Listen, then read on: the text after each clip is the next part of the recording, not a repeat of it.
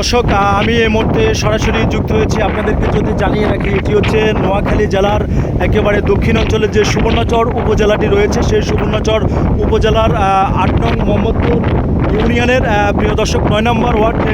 যদি জানিয়ে রাখি যে এখানে যে বাজারটি রয়েছে প্রিয় দর্শক ইসমাইলনগর বাজার, সেই বাজারের পাশেই কিন্তু একটি বিশাল বেড়িবাঁধ রয়েছে। সেই অনেক পুরানো বেড়িবাঁধ, সেই বেড়িবাঁধটা কিন্তু ভেঙে কিন্তু প্রিয় দর্শক মেঘনা নদী মানুষের এখানকার মানুষের ঘর বাড়ি সব কিছু ভেঙে কিন্তু প্রিয় দর্শক বিলীন করে দিয়েছে এখানকার মানুষ একেবারেই সর্বহারা। আমি এখন কথা বলবো এখানকার একজন স্থানীয় মুরব্বীর সাথে, আমরা কথা বলবো ওনার সাথে, আমরা জানতে চাইবো যে আসলে কি অবস্থা এখানকার।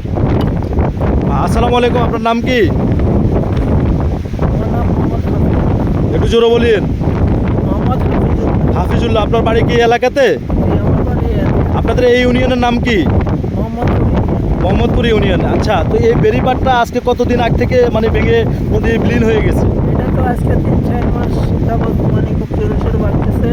আমাদের এই বেড়িবাঁধটা এটা দেওয়ার কথা ছিল, বলক দেয় নাই।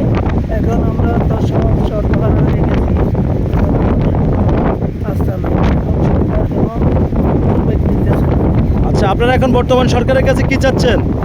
আমরা চাচ্ছি যে আমরা শান্তি চাচ্ছি। আমাদের এই পরিবারটা যদি একান্ত নদীর পাশে ব্লক দেয় তাহলে আমরা মোটামুটিভাবে সুস্থভাবে চলতে পারি।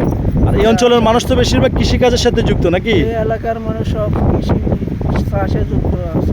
আচ্ছা আচ্ছা, তাহলে আপনাদের প্রাণের দাবি হচ্ছে বর্তমান সরকারের কাছে যেন এই জায়গায় বেড়িবাঁধে যেন ব্লকের ব্যবস্থা করে দেওয়া হয়, তাহলে এখানকার মানুষ অন্তত ভালোভাবে জীবনযাপন করতে পারবে। ভালোভাবে আপনি কি এখানকার ঘর বাড়ি অনেকগুলোই তো এই মেঘনা নদীতে ভেঙে বিলীন হয়ে গেছে নাকি? সব বাড়িগুলো সব বিলীন হয়ে গেছে, সব নষ্ট হয়ে গেছে। ধন্যবাদ।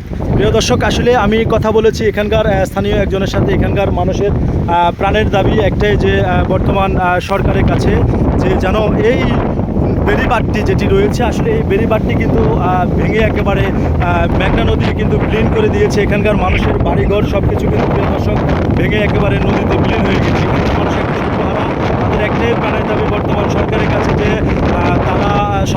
তাদের একটাই প্রাণের দাবি যেন এখানে ব্লকের ব্যবস্থা করা হয়। তো এই ছিল আমার কাছে নোয়াখালী জেলার দক্ষিণ অঞ্চলের সুবর্ণচর উপজেলার প্রিয় দর্শক মোহাম্মদপুর ইউনিয়নের ৯ নম্বর ওয়ার্ড থেকে সর্বশেষ খবর।